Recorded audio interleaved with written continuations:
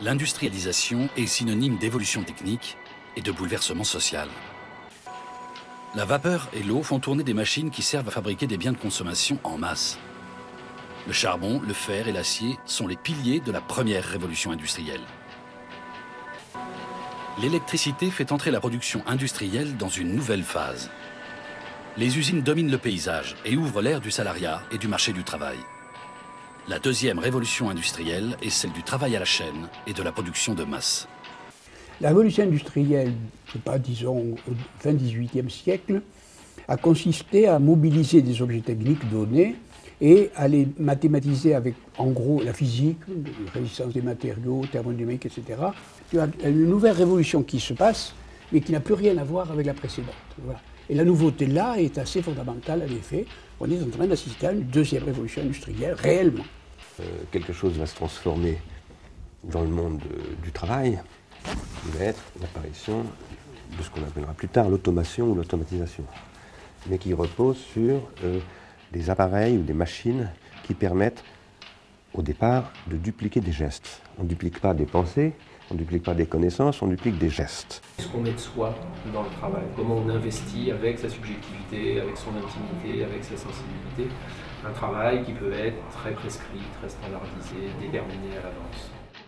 Ce qui fait que l'automate est un automate, c'est que l'outil travaille tout seul et qu'il n'a plus besoin d'un sujet pour travailler. C'est ça la question.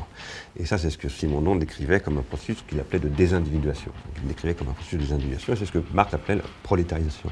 Du XIXe siècle, la prolétarisation, telle que eux la définissent, et Adam Smith également, c'est une perte de savoir.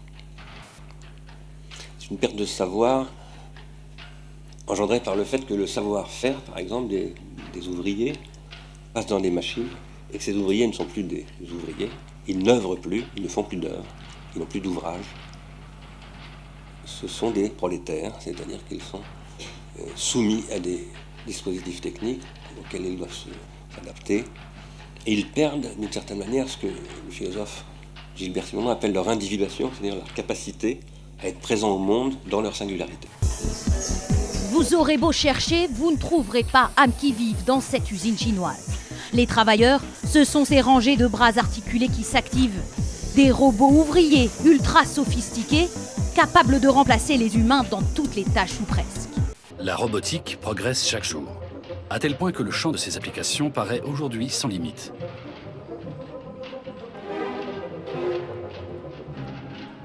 Que restera-t-il aux hommes quand les machines feront aussi bien qu'eux, voire mieux encore? Et qu'adviendra-t-il lorsque l'intelligence artificielle supplantera la nôtre? Il est clair qu'en ce qui concerne l'intelligence cognitive pure, comme le fait de conduire une voiture par exemple, nous sommes capables de construire des systèmes plus précis et plus efficaces que l'homme. La place de l'homme dans le processus de production devient de plus en plus problématique. La robotisation est en train de se développer. Nous ne sommes plus à l'époque du Fordisme et du Taylorisme, mais à l'époque de l'automatisation généralisée. Et cette automatisation généralisée, elle est en train de remettre radicalement en cause le modèle, non pas simplement fordiste, mais fordo-keynésien, c'est-à-dire le modèle basé sur une redistribution des gains de productivité à travers le pouvoir d'achat.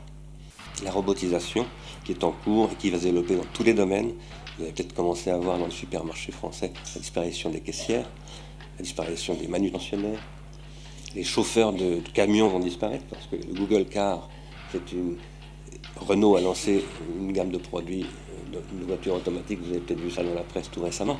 C'est un mouvement colossal qui est en train de se développer. Amazon, le patron d'Amazon, qu'on a beaucoup ennuyé ces derniers mois, notamment en France, sur les conditions de travail qu'il impose dans ses entrepôts, il a annoncé l'automatisation totale de ses stocks et le licenciement de toutes ces personnes. Un rapport interne de la filiale new-yorkaise de la Deutsche Bank prophétise une crise du travail d'une ampleur inédite. Les nouvelles technologies devraient bientôt détruire plus d'emplois qu'elles n'en créent. De moins en moins de main-d'œuvre sera nécessaire pour un rendement identique. Ce changement aura un impact majeur sur l'économie et la société. Je dis toujours que nous cherchons à créer des ordinateurs dotés d'oreilles, de mains et de pieds, mais aussi d'un minimum d'intelligence. Notre objectif est de créer l'usine de demain. Ce pas supplémentaire vers la robotisation des tâches pose également des questions plus profondes, notamment sur le rôle de la technologie et sur l'avenir du travail dans nos sociétés. Rappelons ainsi que la technologie constitue, pour certains de ses partisans, un moyen de libérer l'homme des contraintes matérielles. Mais s'il pourrait s'agir pour l'humanité d'une libération, il n'en est rien dans le modèle économique actuel où chaque innovation n'est vue que comme une manière de supprimer des salaires. D'après une étude, les automates pourraient prendre notre place au travail et même supprimer 3 millions d'emplois en France d'ici 10 ans. Et où les gens dont le travail est devenu inutile se retrouvent sans emploi, sans revenus, dans une situation de précarité grandissante, alors même que la richesse produite est toujours plus importante et toujours plus concentrée entre quelques mains. Nous sommes capables de construire des systèmes plus précis et plus efficaces que l'homme. De même, dans le domaine de la perception sensorielle, les capacités de l'homme ne sont pas fiables à 100%. Je pense notamment à l'olfaction. Nous sommes désormais en mesure d'intégrer des capteurs qui font office de nez artificiel dans les usines. Ils sont plus performants que les hommes en matière de fabrication de produits alimentaires.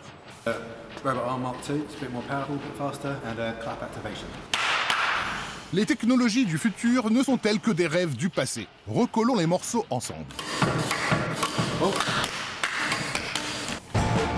Ça y est, nous y sommes. Entourés de gadgets qui nous auscultent, qui nous enveloppent, qui parlent à notre maison et qui savent nous dire à distance si ce gars est un pote de la famille ou un simple livreur. La télématique, qu'est-ce que c'est? C'est un peu le triomphe de l'ordinateur. C'est l'informatique orchestrant toute notre vie, pour nous distraire, pour nous faire travailler, pour organiser la sécurité sociale, la poste, la banque. Bref, la révolution de l'ordinateur qu'on croyait derrière nous et qui reste encore à accomplir. Demain, annonce M. Nora, toutes les techniques, aujourd'hui séparées, de la presse, du téléphone, de la télévision, de la poste, fusionneront pour organiser ce monde de la télématique, avec ces gigantesques réseaux relayés par des satellites organisés par des ordinateurs. Notre vie quotidienne, le marché de l'emploi, la concurrence internationale, les rapports entre les individus, l'organisation de la société, tout en sera bouleversé. Ce sont des perspectives fascinantes, mais aussi inquiétantes ô combien. Australie, nord-ouest du pays, région du Pilbara. Des camions sillonnent la mine de West Angelas, propriété du géant de l'extraction Rio Tinto. Ce sont des Lomatsu 930E AT. À l'intérieur, aucun conducteur. D'ailleurs, aucun mineur n'est présent sur place pour extraire les 29,5 millions de tonnes de minerai de fer annuelles. Tout est géré à distance, à 1300 km au sud, à Perth. 400 employés pilotent 15 mines, 31 puits, 4 ports et 1600 km de réseau ferroviaire. Chaque camion automatisé, c'est 4 chauffeurs en moins, mais 2 à 3 postes de techniciens en plus. Le compte n'y est pas. Chine, sud-est du pays, province du Guangdong. Sur l'une des lignes d'assemblage de Foxconn, mastodonte de l'électronique, les 20 à 30 employés qui plaçaient des composants sur les cartes mères ne sont plus que 5. Juste ce qu'il faut pour appuyer sur les boutons qui actionnent les machines qui, elles, font le travail. Objectif, remplacer plus de 30 000 travailleurs. Adieu grève et salaire minimum. D'après une étude de l'université d'Oxford, d'ici 20 ans, l'automatisation pourrait faire disparaître 77% des emplois en Chine. Pour l'ensemble des pays de l'OCDE, 57% des emplois pourraient être touchés. Le travail, on n'est plus porteur d'un savoir, on n'a plus besoin de son savoir de toute façon, il est désindividué, et en fait il n'est plus que le serviteur de la machine. Mais aujourd'hui, nous sommes aujourd'hui véritablement à la croisée des chemins par rapport à cela.